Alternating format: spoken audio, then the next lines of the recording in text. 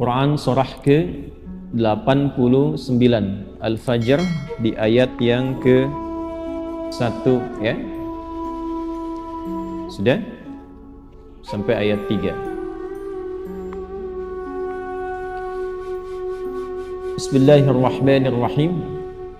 Wal fajr walayalin ashr wasyaf'i wal watr. Bahkan satu ayat lagi, wal laili idza yas. Baik, wal fajr, aku bersumpah demi waktu fajar.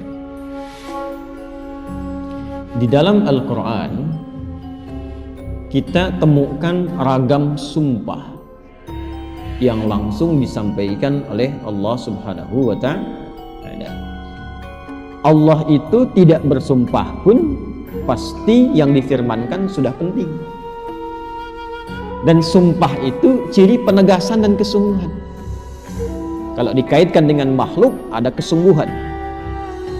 Makanya kalau Anda ingin menguatkan sebuah pesan dan menunjukkan Anda serius, pakai sumpah ya. Besok ada ceramah Ustadz Adi di Masjid A.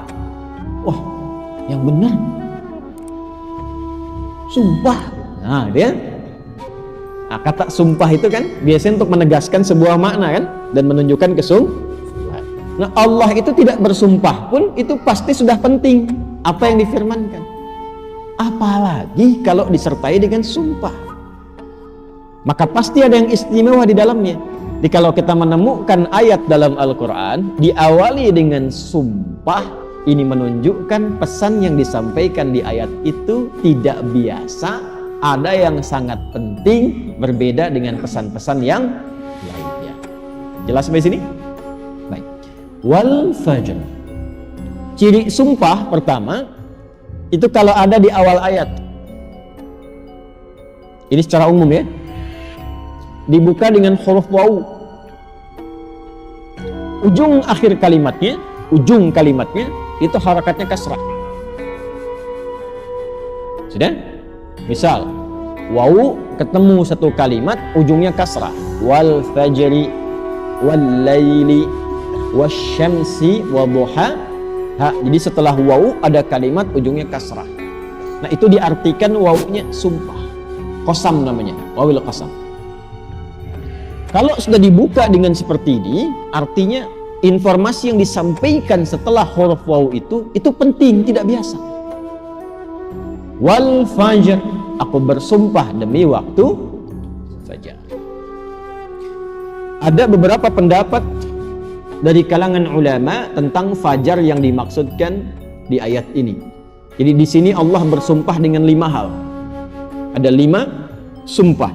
Aqsamun khamsah, kata para ulama terdapat 5 sumpah di dalamnya. 1 wal fajar, demi waktu fajar. 2 walayalin ashr, dan 10 malam yang istimewa. 3 wasyaf'i, wasyaf'i, demi waktu genap. Kemudian 4 wal watr. 5 wal laili idza yasr. Ada 5 di sini disebutkan, menunjukkan ada 5 yang istimewa. Saking istimewanya dibuka oleh Allah Subhanahu wa taala dengan sumpah. 1 fajar. Secara cepat saja. Para ulama setidaknya menyebutkan secara umum ada 2 pemaknaan di kata fajar di sini. Yang pertama yang dimaksudkan setiap waktu fajar. Itu penting. Setiap waktu fajar dalam setiap hari. Jadi ada satu yang istimewa, waktunya di waktu fajar dari sekian perubahan waktu yang kita alami dalam sehari. Kan dari fajar nanti muncul ke pagi, pagi ke siang, siang ke sore, sore ke maghrib, maghrib ke malam kan? Nah dari perputaran waktu itu, di antara sekian banyak waktu, fajar itu istimewa. Karena itu Allah panggil kita untuk bisa menunaikan sholat di waktu fajar. Ya, hakikatnya bukan hanya sholatnya, ada waktu-waktu yang hanya dalam fajar itu yang nggak ditemukan keistimewaannya di waktu yang lain. Contoh, kita ambil ke ibadah ritual dulu. Sholat di waktu fajar ini itu 2 rakaat sunnahnya saja. Sunnahnya, belum masuk ke fardunya. Itu nilainya disebutkan oleh Rasulullah SAW lebih baik daripada dunia dan seisinya. Raka'atul fajri khairum minad dunya wa ma fiha. Kalau Anda mampu menunaikan 2 rakaat fajar, itu yang dimaksud sunnahnya. 2 rakaat, tapi disebutkan kalimat fajarnya. Bukan zuhur, bukan asar, bukan maghrib, bukan isya. Dan dilakukannya sebelum salat fardunya untuk menunjukkan betapa pentingnya itu. Karena kalau orang tahu itu penting, pasti persiapan datang sebelumnya. Ya, Anda tahu di sini akan pengajian kan? Subuh kan? Subuhnya misalnya jam 4.35. Anda menjadikan pengajian itu sebagai hal yang prioritas. Kalau waktunya 4.35, datangnya jam berapa? Ada yang nginap, ada yang itikaf. Karena menjadikan itu penting. Kalau tak penting mungkin diabaikan. Nah, Allah menyatakan fajar itu penting. Jangan tinggal. Bahkan saking pentingnya, ada di antara hamba-hamba Allah yang menyiapkan waktu fajar itu bangun dari sebelumnya sampai warming up dulu. Pemanasan supaya subuhnya itu, fajarnya itu bisa optimal. Bangun dari malam, Pak. Ada yang menjelang fajar itu membiasakan hatinya supaya khusyuk. Sehingga saat sholat di waktu fajar sudah terkoneksi kepada Allah dengan baik. Cara menyiapkannya dengan istighfar.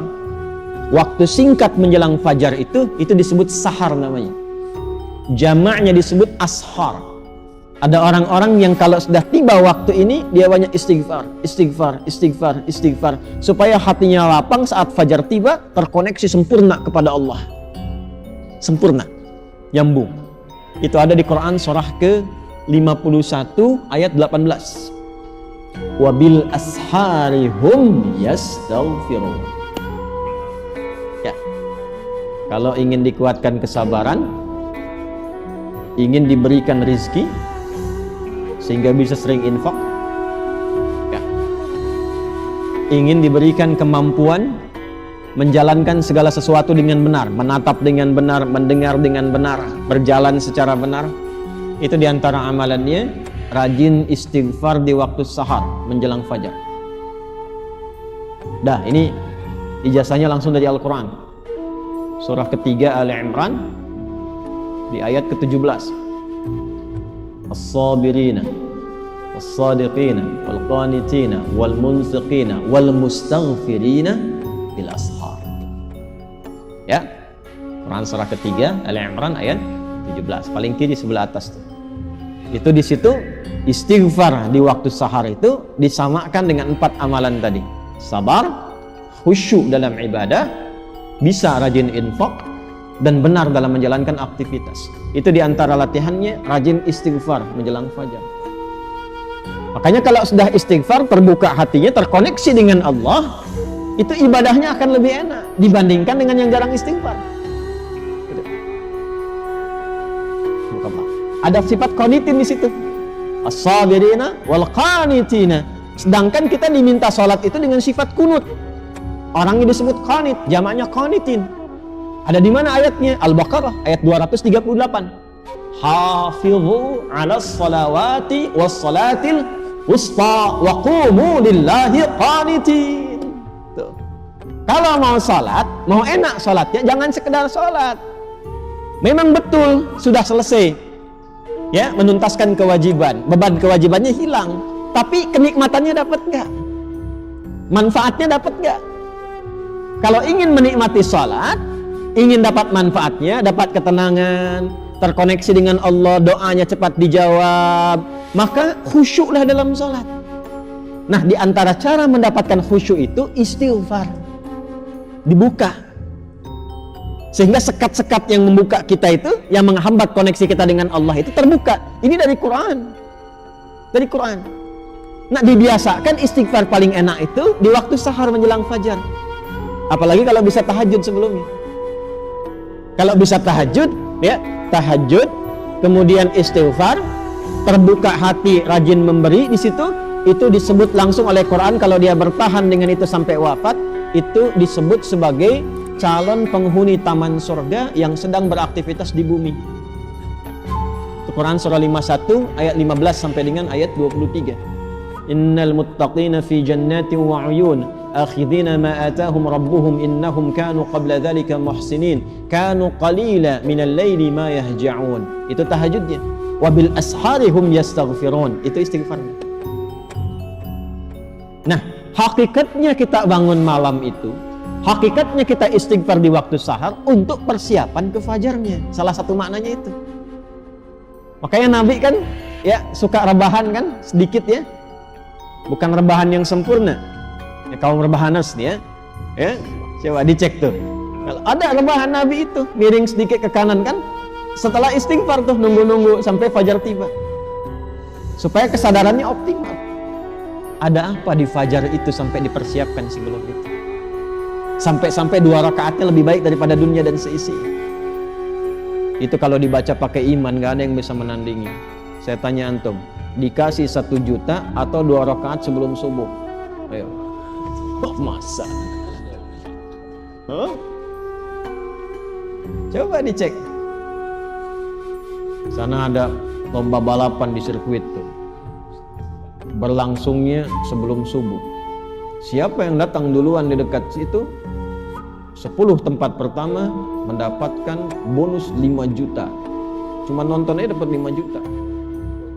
Tawaran kedua, datang ke masjid, tunaikan 2 rakaat sebelum subuh setelah azan tiba, dapat dunia dan seisinya, lebih baik daripada dunia dan seisinya. Pilih mana? Nonton di sirkuit atau 2 rakaat sebelum subuh? Makin pelan jawabannya. Karena babnya iman, bukan akal. Akal yang dibimbing oleh iman itu lebih tajam nanti cara berpikirnya. Mampir gua aja ke masjid, ntar balik lagi ke sana. Berarti ada yang penting.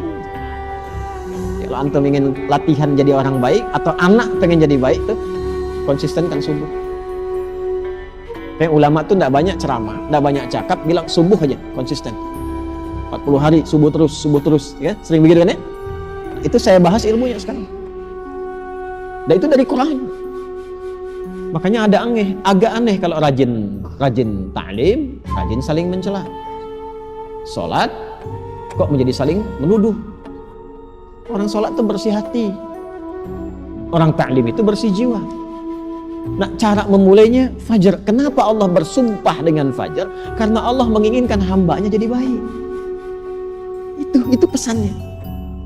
Nanti sifatnya beda dengan zuhur, beda dengan asar, beda dengan maghrib, lain dengan isya. Fajar itu pembukanya. Karena itulah saat fajar dipanggil, iman kita terpancar. Makanya saat tidur kalau dengar adzan, itu kan terpancar kan, sudah adzan. Dan sekelebat itu ada yang meminta kita bangun tuh. Allahu Akbar, Allahu Akbar. Bangun tiba-tiba dengar adzan. Itu yang terpanggil imannya. Ketika cahaya iman itu merespon suara adzan, itulah fajar namanya. Dari maknawinya, dari segi waktu dia melatih keadaan kita jadi lebih baik, terkoneksi dengan Allah. Kalau sudah hatinya bersih, nyambung dengan Allah, doanya mustajab.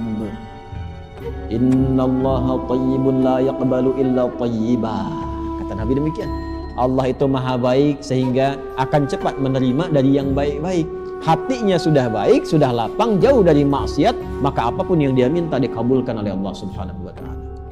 Karena itu saat-saat paling tepat untuk berdoa itu, memperbanyak doa itu saat fajar. Malaikat kumpul semua. Hadisnya sahih. Ya, inna malaikatal laili wa malaikatan nahar tajtabi'u fi waqtil fajri atau kama qala Rasulullah sallallahu alaihi wasallam. Malaikat siang dan malam kumpul semua di waktu fajar.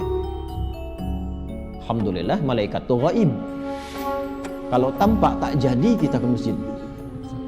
Sayapnya banyak tuh. Siapa? Israel. Balik lagi. Kumpul semua. Nah, kalau sudah kumpul malaikat itu banyak berkahnya. Berkah itu ziyadatul khair, bertambah kebaikan. Kalau doa diaminkan. Kalau istighfar dimohonkan ampunan kepada Allah. Berkah lagi kalau subuh jamaah pengajian, berkah. berkah lagi itu. Itu dari berangkat langsung malaikat memohonkan kepada Allah kebaikan. Hadisnya viral sahih di Ibnu Majah itu. Ya, dari Abu Darda radhiyallahu ta'ala anhu.